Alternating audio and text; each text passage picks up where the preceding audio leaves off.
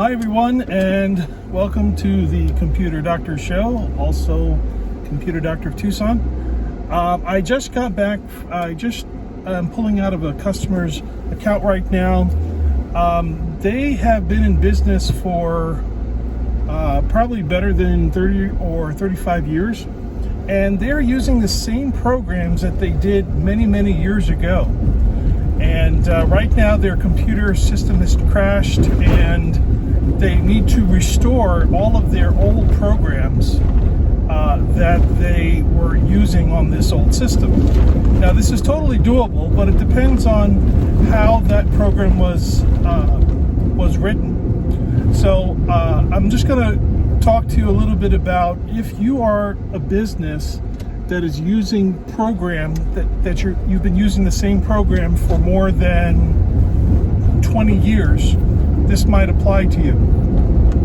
So a program that's more than, say, 20 years old, you might want to double check too, and if it's a program that you heavily rely on, like you use it every day and it performs an essential purpose in your business, you want to make sure that the company, number one, is still in business.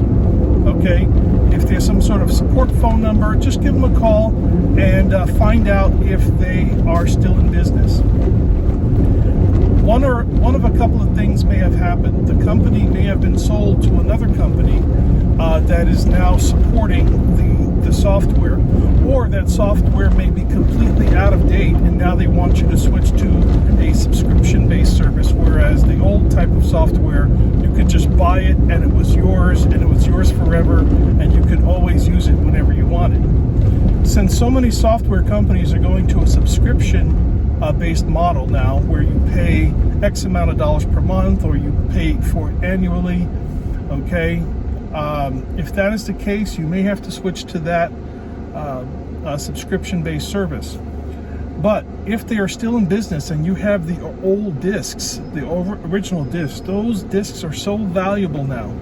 The reason why is because you don't have to turn around and repurchase the software again.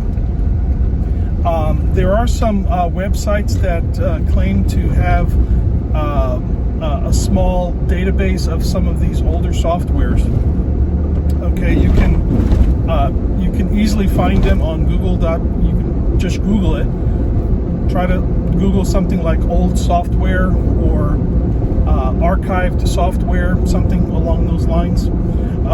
Once you find something like that, you could always try to download an earlier version. For example, there are some earlier versions of Skype, for example, that work way better than some of the modern versions of Skype. And I'm just using that as an example. I also had another customer that they had a very old sticker, like a sticker software. It was a software that made emblems for stickers, and she made her own products, and she would make these stickers for the product, and she would slap the sticker on, and she had designs and ingredients on each one of these stickers, and then the computer that the program was running on crashed.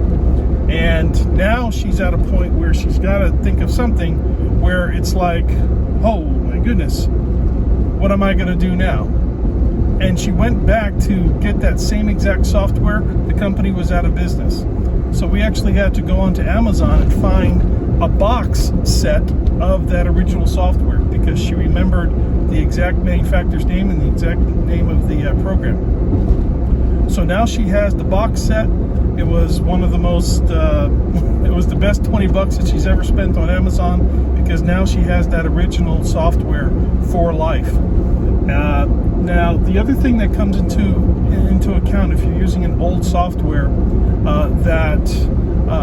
that you've been using for 20, 30 years in your business, that software may not be compatible with the more modern versions of computer systems.